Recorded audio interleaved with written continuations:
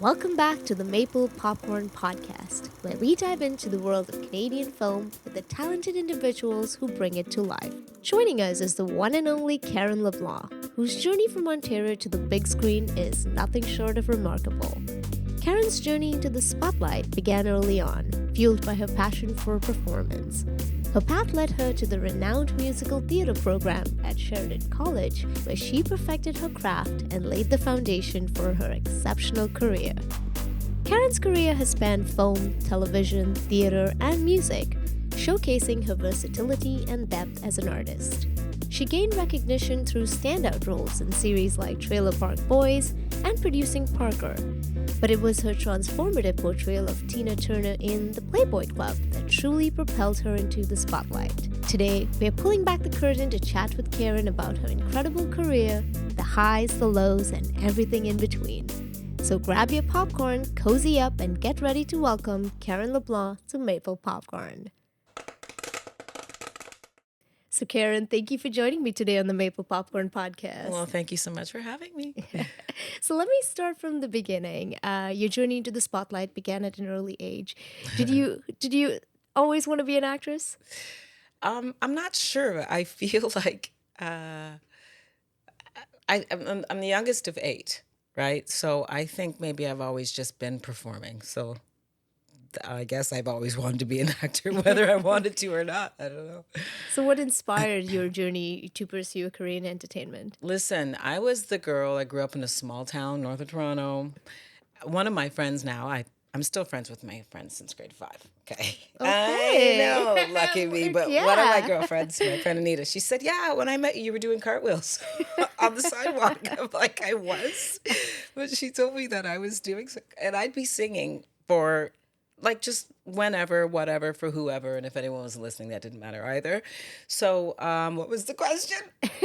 What inspired you? You're like, me? one day you decide, I'm going Right. to be an actress. I'm going to Right. pursue this in the Right. industry. So I think as maybe just a professional show off, I was in music school. I went to Banting Memorial High School in Alliston. And there was this incredible music teacher, Miss Kumagai, and another close friend of mine, Kara. We both got handed these pamphlets for Sheridan College. And I remember she was on it, and I was thinking, yeah, I don't know how I'm going to get there. I don't know how I can afford to get there. And my attitude was sort of just, this would be nice, but it was like fame, right? Mm-hmm. And I just thought it was this impossible dream. So that was sort of the beginning of, hey, there's something more than cartwheels on the street and singing for anyone who would listen. So you mentioned fame. What's your equation with fame? I can't talk about this plaque that I have on my wall because I can't remember who wrote it. But I think about success. And I think about my huge family that I have, a circle of friends that I've had, some of them, like I said, since grade 5. I have my health, and I know it sounds so corny, but that's success to me. Fame, my family thinks I'm famous. Mm-hmm. You know what I mean? My friends are like, you're famous. Yeah. So what do I think about fame? No, because you mentioned it when you were handed that program and you thought about it. So was that Right. something ever at the forefront of? No, I Okay. don't think so. That's a good, thank you for clarifying that. I don't know. Like, I remember seeing the TV show Fame on when I was young. So there, and just sort of giving my age away a bit. That's all right. Wanting to do that and be that, but once again, having no concept. And I don't even think I identified it as fame. It was just like, it looked like fun. And I wanted to do that. And I wanted to figure out how to do the moonwalk. And then there was the Michael Jacksons of the world. I'm like, oh my, can I do that? So I don't think I identified it as fame, though, as in sitting there going, one day I'm going to be famous. It was like, one day I'm going to figure out how to do the moonwalk. Like, No, you genuinely. Yeah. Absolutely, because sometimes people sometimes it's the upside of success and falling in this industry, and sometimes it's the downside that they don't want that. Right. They just want to work on their craft because Right. there are downsides to fame, as you said. Absolutely. Yeah. Absolutely. Going back to a little bit about what you said about the Sheridan's theater program, I found that Yeah. very interesting of how that laid the foundation for your career. Yeah. How did it shape you your approach to acting and performance, would you say? It helped with discipline. I know to get into Sheridan, I had to have a monologue and 2 songs, right? So I learned Butterflies Are Free, and I sang To Sir with Love. And I think I know I sang To Sir with Love. Anyway, I don't think I had any sense of discipline, and learning those songs and learning that, memorizing that monologue at the time, really big deal. So school definitely helped with discipline. It also, it took the blinders off of what's possible, right? So you're in there learning how to play keyboards a little bit and learning how to read some basic chords, tap, jazz, ballet, you know, learning some Shakespeare, which I never really could focus on, but I love. And then, you're meeting all these other artists. And even the teachers were artists at that time, and probably a lot still are, in fact, are. So it just completely opened up the world for me. In fact, I auditioned for Canada's Wonderland when I was like 18, and it was through Sheridan. Oh, wow. Yeah. So it has been pivotal in shaping who you are. 100%. Yeah. It's a great school. You mentioned blinders. You removed your blinders. Yeah. I think that's a luxury. Sometimes it's a luxury to have that in that space, especially when you're starting early on. Right now, do you feel like you still have that? Like you put your blinders on and just continue the path? I definitely, just because I'm grown now, I often think when I go back or speak to students, the younger generation, I'm like, please look at all of the aspects of the business. I know that, let's say I want to be a dancer, I want to be a singer, and I'm not saying you have to pour all your energy out into everything because you'll burn out.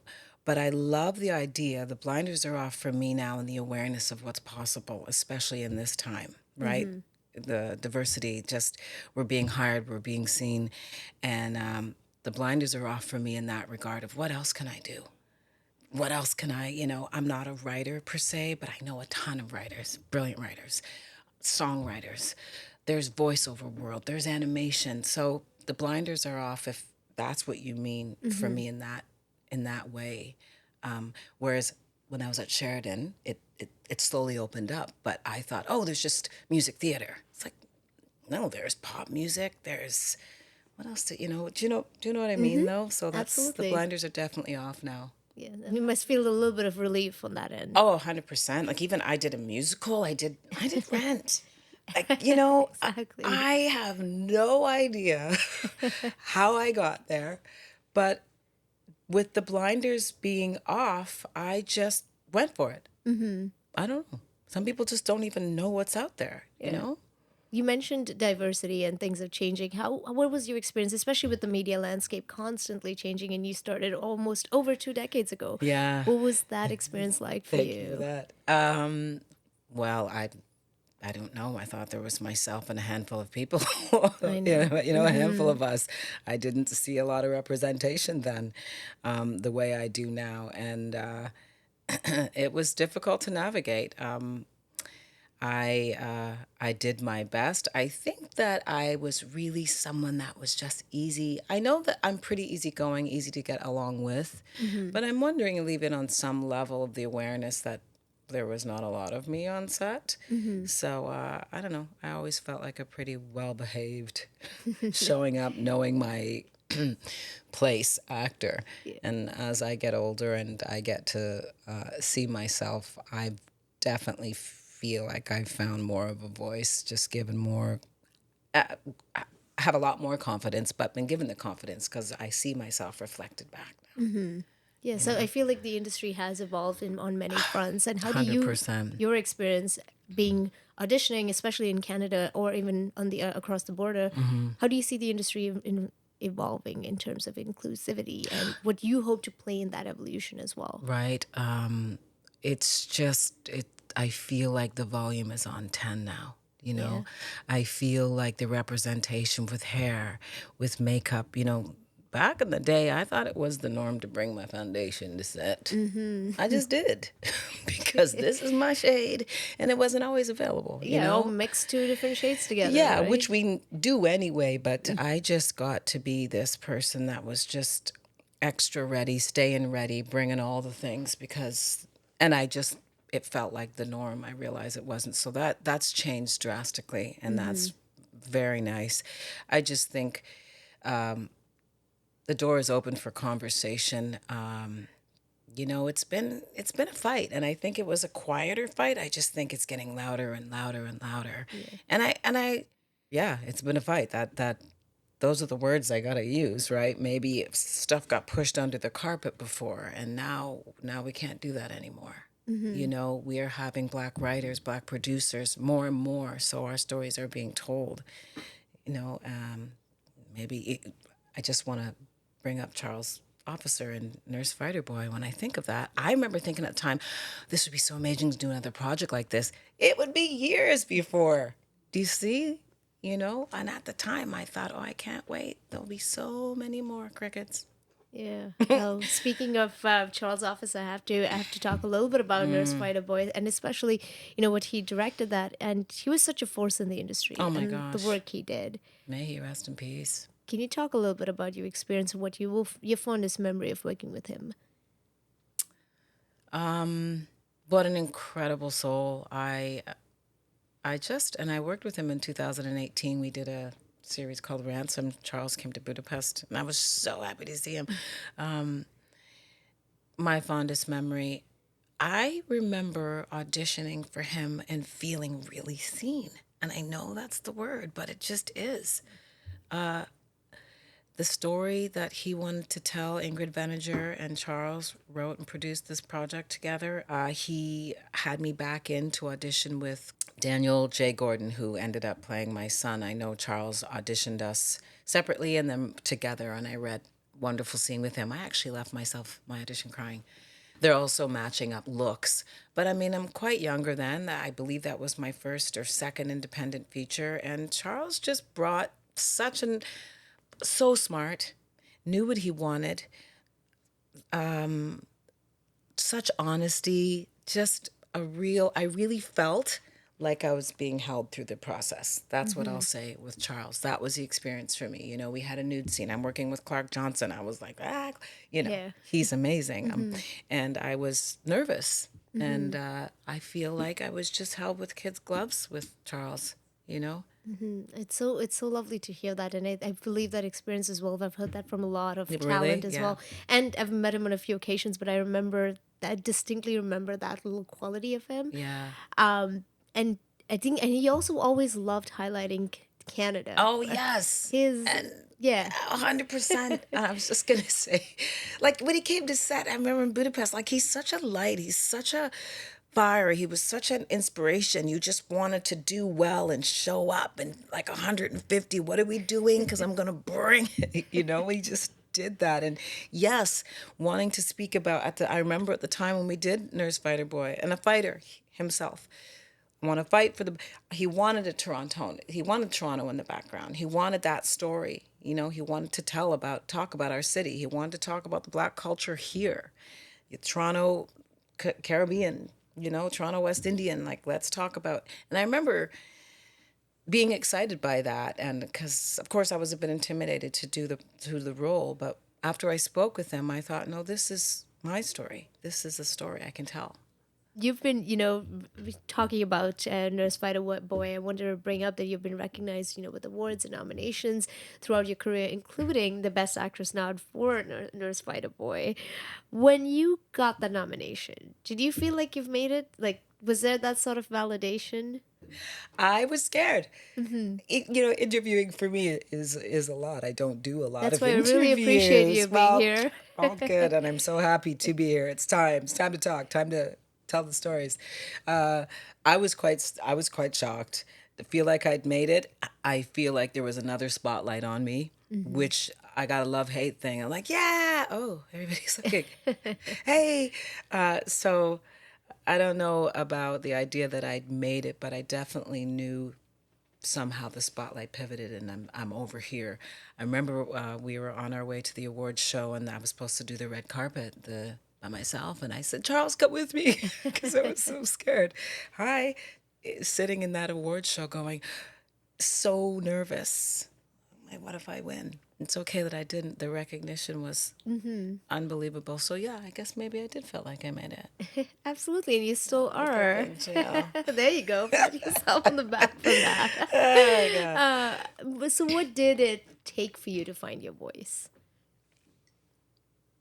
That's a great question. I think that certainly there's been numerous things I've perhaps been on set and been upset about. Things that happened, things that went wrong for me on set. Can you give me an example? Oh, like I was supposed to do nudity, except the conversation really didn't get completely fleshed out, and confusion, and even though I'd signed up for it, maybe I didn't read all the... Anyway, that was a little awkward, and I remember thinking, I gotta have a voice about this. At the time, I did, and I did speak to my manager, then manager, who is still my manager now, Gail Abrams, who is my ride or die. I've been with her for... Shout out! I've been with her for like a lifetime, and it will be for my lifetime. Yeah, she was awake at 3 a.m. having the conversation.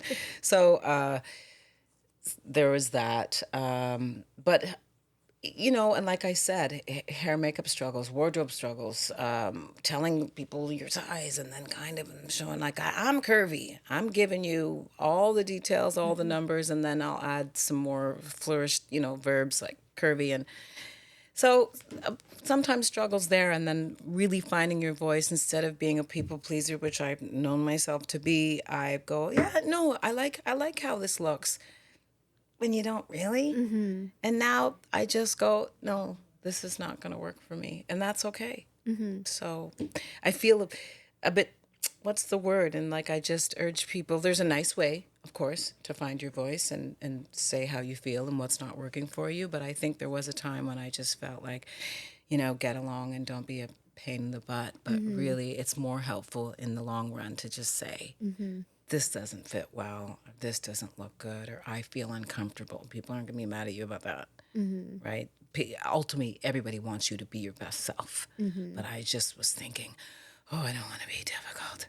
And also the fact that if you, as you said, you were the only one of the few women of color in the room, you don't want to be that person as well, right? Like, you feel like you already have all these different barriers that we are already trying to not put yourself into boxes, but we have all these barriers that we're already facing. So I can't imagine. 100%. And I'm sorry to jump on you like that, because it's just also for me, look, and we were talking prior to the interview about whether I want to start bringing up this discussion, like I was adopted.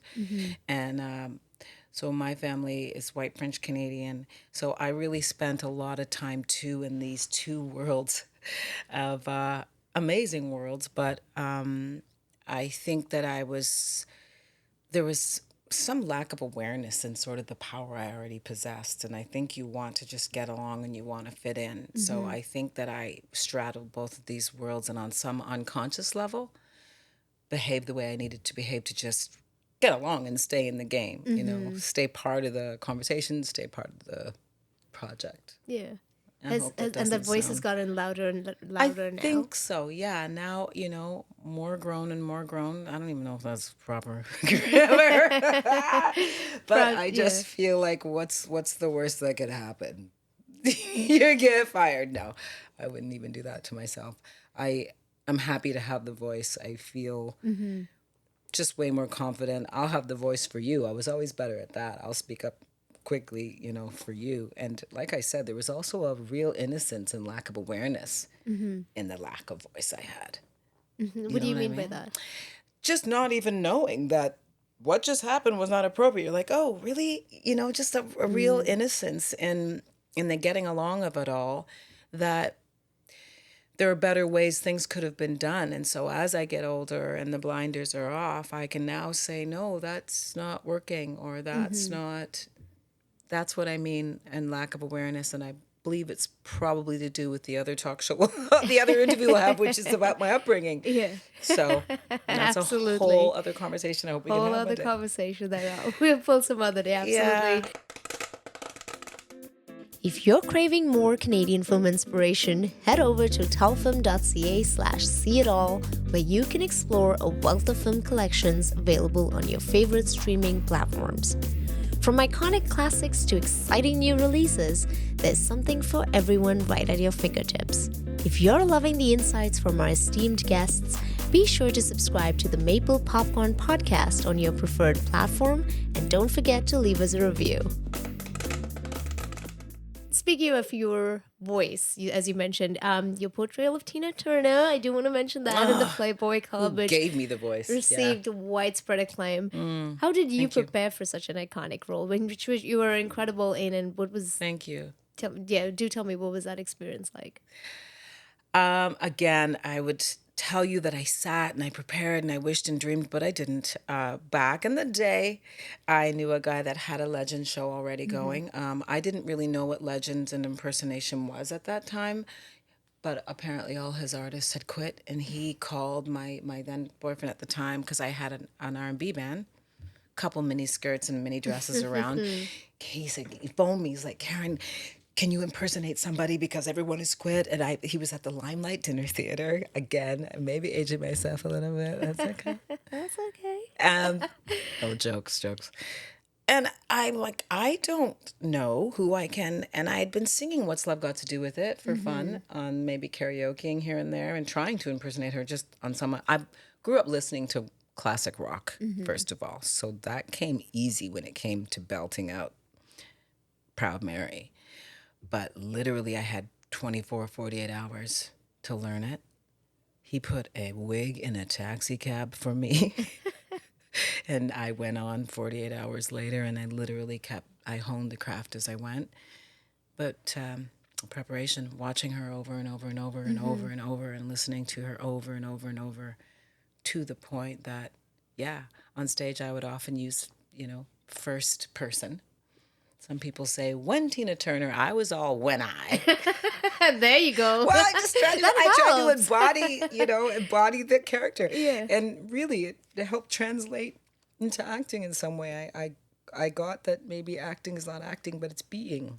Oh, okay. Yeah, that's true. Would you, I say that's true as if I have any idea. I'm like, I have no, not even close to acting at all. But would you do music theater again now?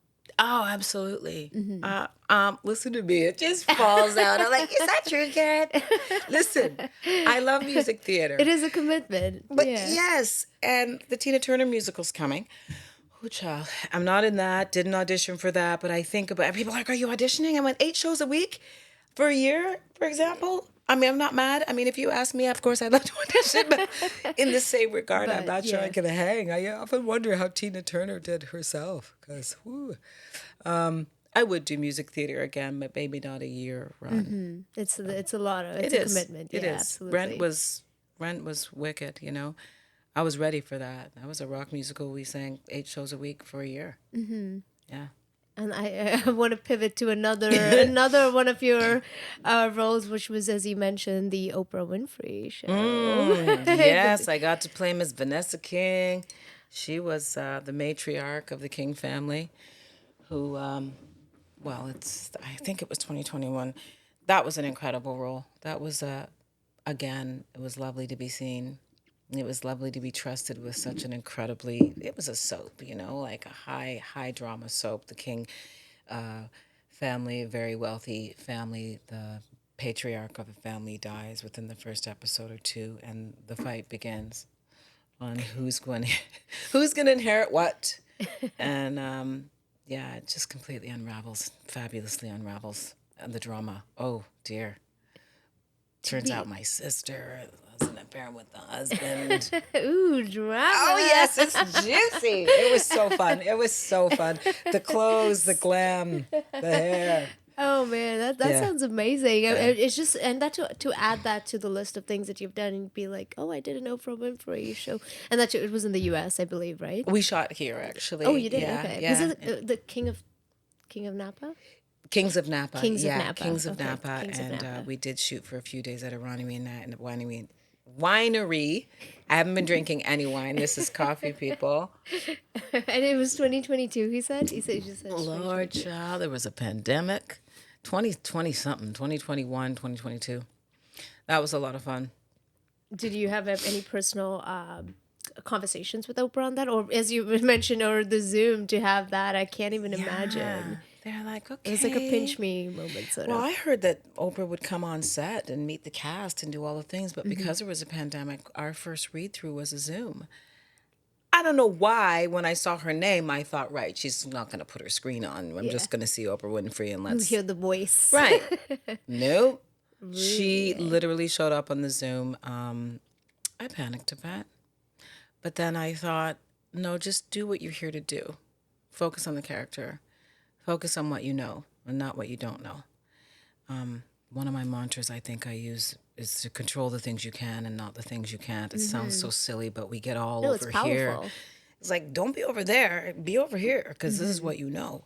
And I did. We read the first 2 episodes, and it was great. She was very complimentary, and I loved it. I think that's incredible. Yeah, lucky. I wish I could have met her in person. Well, I'm sure you will one day. Yeah, That's someday. it's a story, absolutely. As a Canadian actress, you've made significant contributions to both Canadian and international productions. How do you perceive the Canadian film and television industry evolving? I'm curious how you compare it to other regions.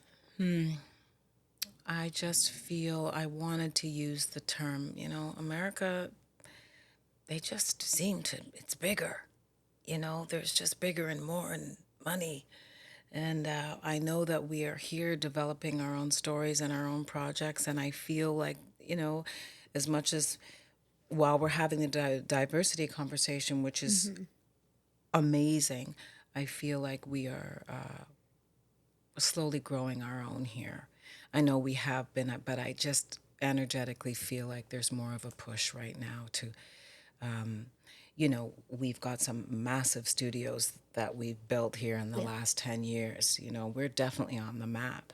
And I don't know, I see the growth happening. You have the Real World Film Festival, Tanya Williams, she has done some incredible stuff for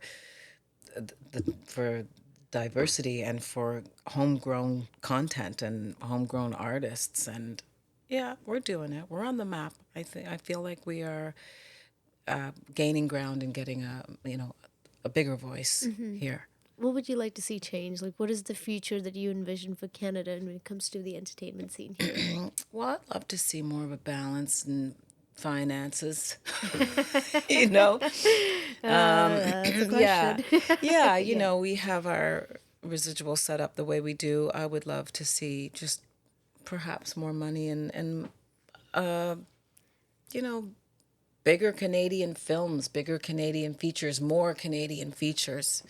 That's what I would love to see. And more Canadian content. Schitt's Creek. Come on now. Just so much fun. More of that, because it's possible. Absolutely. When you look back on your career, what is that one role that you said has been defining in terms of what made you who you are today as an artist? I want to... Tina Turner, the impersonation, pops to my mind because it took a lot of... what's the word? First of all, stamina. I found a little bit out about myself because, we were touring and we would do 8 shows a week, theater style. And just the courage, strength, stamina, what the vocal possibility is here. I think once I started the impersonation, I literally probably carried somehow a spirit of her, whether consciously or unconsciously, through everything I did. So while it's not the role that sort of maybe put me on the stage, the world stage, it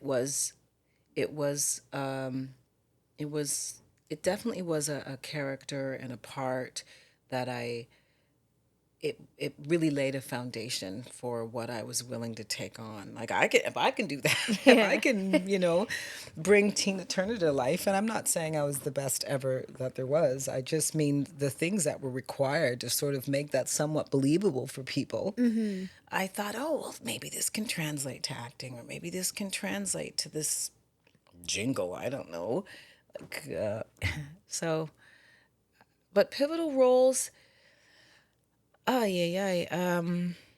Rent was, so even Rent, that was huge for me. And I barely I was doing Tina Turner for so long. By the time I hit doing Rent, the musical, the rock musical, I didn't call in sick. I was there singing at 2 p.m, Take Me or Leave Me, screaming out this duet. So that, again, that laid the foundation for that. I don't think I ever called in sick. And acting wise, Nurse.Fighter.Boy was, it really, again, was a project that gave me some information. Like, oh, you see me this way? Oh, I thought I could do this, but now you think I could do this. My managers always thought I could do this. So Nurse.Fighter.Boy was huge for me. To feel seen. Yeah, Absolutely. Yeah. 100%. Having Yeah. done all of this now with your impressive resume, what are the goals you've set for yourself now as an actor? Anything you haven't done that you'd like to do? There was a time I wanted to do like the superhero. You know, when Woman King came out, when Black Panther came out, I was like, you know, I thought, yes, that I would absolutely love to do that. I'm currently in Ginny Georgia. I'm playing Lynette Miller, but maybe we can talk more about that. I would love to do a feature. I really haven't done a lot of feature work. I love the complex characters with layers of complicated history. I mean, my own background is full of colors. I would love to do a feature. I would love to be number one on a series, you know? So, and I've been thinking about a one-woman show. I've been singing. I started as a singer, so I have a couple of ideas that I've been thinking about for too long. So let's say I'd love to get this show mounted. That's incredible. But going back on Ginny and Georgia, I have to say, powerful, powerful show. It's a really good watch. It's incredible. I feel so blessed. I really do, to be part of such an important show. You know, the subject matter. It's a conversations that would not be something in media that we'd see back in the day at all. No, and I think that's why our jaws dropped when we said, we're going to say, what? We're going to have this biracial child in conflict. And I mean, not just in conflict, but the world she is trying to navigate with the young single mom. It's just like young single mom. She was young. Like Georgia's, 16, I think, when she gets pregnant? I believe so, yeah. With Ginny. And that's not a conversation that's new. That's been a conversation. Right. It's just that we haven't been having it on TV and as a series and as a story. Nobody really, you know, back in the day, you certainly didn't talk about that, did you? You know, no one was like, you just go over here and just quietly, yeah. the shame in it. It's like, no, I'm happy. I'm really happy that Ginny and Georgia exists. The writing is brilliant. The actors are incredible. I have a fantastic time on set, even though Lynette is a little harsh. She just tells it like it is. She's like, this is what I think. You know, season 1, she wanted to raise Ginny. So Georgia ran away. So, you know, Georgia and Lynette are like... Do you see parts of yourself in her? Yeah. Yeah?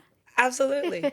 As I told you, more and more that I find my voice, I just see I wouldn't say I'm as outspoken as Lynette, but I know I can be. And I know I can be loud and large. And I found Lynette's can be that, a little overbearing, a little overwhelming for Ginny at times. I can just see her shrieking. So, yeah. And lastly, what advice would you give to, to aspiring actors who are just starting out in the industry, especially given that all that you know now? What's your... You know, we have this information highway, which we didn't, when I was in school, it was you go to theater books and you looked at where to find an agent and where to get your 8x10s and what plays to read and all the things. But I really urge research. You can Google anything nowadays, right? So people will want to tell you, oh, you don't want to do that, and oh, it's saturated, and all the things. But you gotta follow your dream. You gotta listen to your intuition and listen to your heart if it's speaking to you.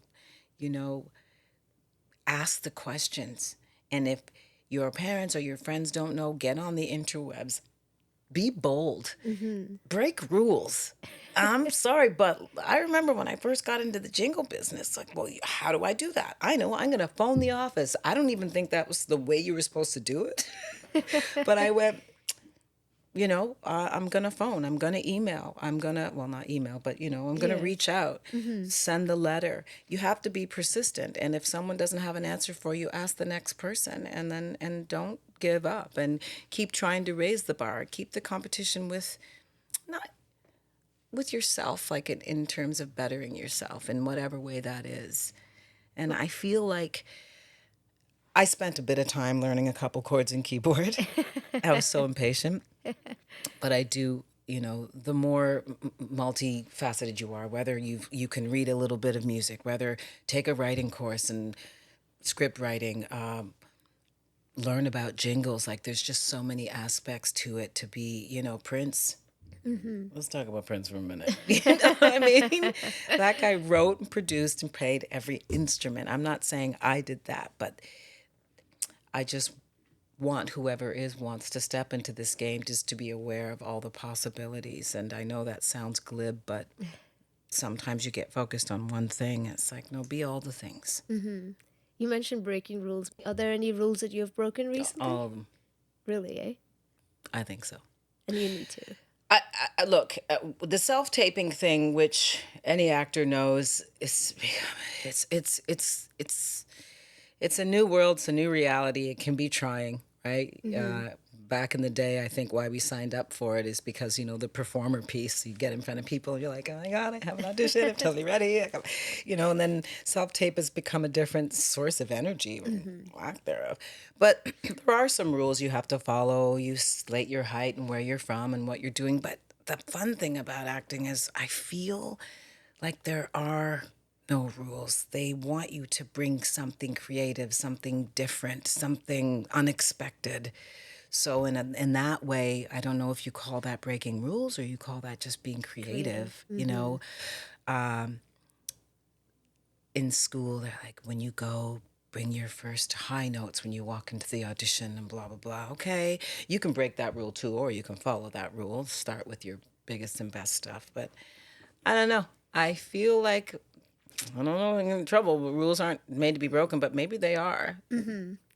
Look at Ginny, and I'm not saying Ginny and Georgia broke rules, but if we all stayed safe, a story like Ginny and Georgia might not get told. Would not have told. Yeah, absolutely. Yeah. I will end this on a hard-hitting question. In your, there she sips her coffee. With your career background as well in singing, can you share what is your go-to song that gets you pumped up? I think it's simply the best. I've jammed a couple times with a good friend of mine, Sean Brady, with Neon Nostalgic, an incredible 80s, 90s band. Oh my God. So I've got up a couple times at the Alma Combo. Alma Combo, the Masonic Temple. But anyway, we'll go out and do a couple Tina songs. But I absolutely and still love and always will simply the best. It's one of the most inspiring songs. It feels, I love Proud Mary, don't get me wrong. But, child, it's exhausting. But I feel like simply the best is anthemic. And you're belting that up now as we close the show, right? What am I? 2, 3. Simply. No, I can't do it. I'm not warmed up. That's all good. I would if I could. Thank you so much. It's been such a blast talking to you. Thank you so much for joining us today. Thank you. I've absolutely had a great time, and we braved some good subjects, so I appreciate this incredible interview. Of course. Thank you. Thank you for coming in. Thanks. Oh, better than all the rest, better than anyone. There, I'm ready. There you go. I hope that was on. I ever met. No, we got that. Do we? All right. We hope you enjoyed today's episode of the Maple Popcorn Podcast.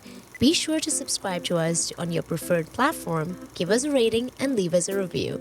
The Maple Popcorn Podcast is produced by The Brand is Female and powered by Telefilm Canada. For more Canadian film inspiration, please visit telefilm.ca/see-it-all. I'm your podcast host, Marriska Fernandes, and thank you for joining us today. Don't forget to follow Telefilm Canada and The Brand is Female on all social media platforms.